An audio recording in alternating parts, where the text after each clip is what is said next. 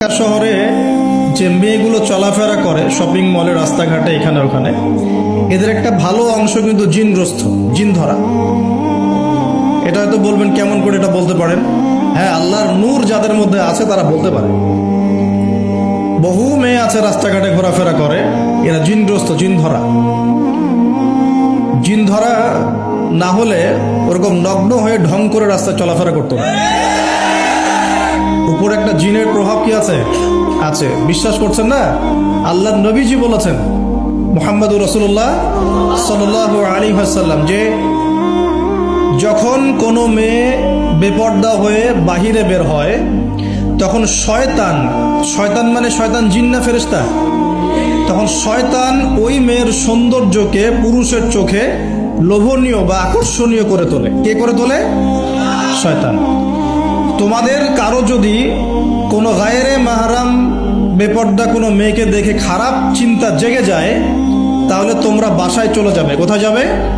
বাসায়। সেখানে গিয়ে তোমাদের স্ত্রীর সাথে সময় কাটাবে, ইনশাআল্লাহ তোমাদের সেই খারাপ চেতনা, চিন্তা দূর হয়ে যাবে।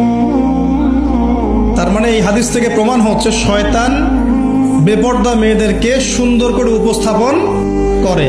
জিন ধরা মেয়ে আছে সমাজে, এবং কোনো কোনো ক্ষেত্রে এখন ছেলেদেরকেও জিন ধরছে না?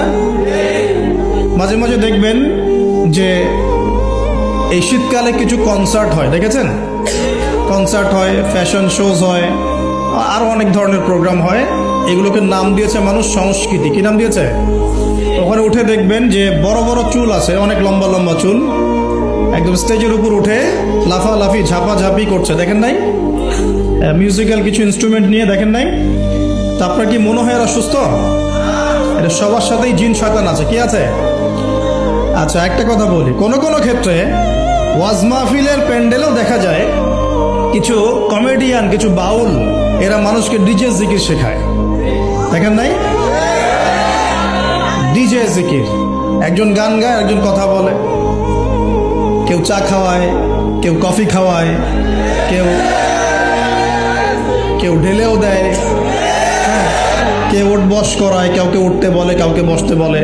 দেখবেন অনেক সময় লোকজন লাফালাফি করছে, বক্তা জিকির করছে, তার উপর হামলে পড়তেছে। একদম একটা দলিল দেখাবেন, খালি একটা দলিল, যে নবী সাল্লাল্লাহু আলাইহি ওয়াসাল্লামের জামানায়, 4 খলিফার জামানায় তারা মসজিদে বসে এইভাবে জিকির করেছেন। একটা দলিল খালি দেখাবেন। যে কাজ নবী করেন নাই, তার সাহাবীরা করেন নাই। এখানে বহু উলামায়ে কেরাম আছেন, আমি তাদের সামনে কথা বলতে লজ্জা ফিল করছি।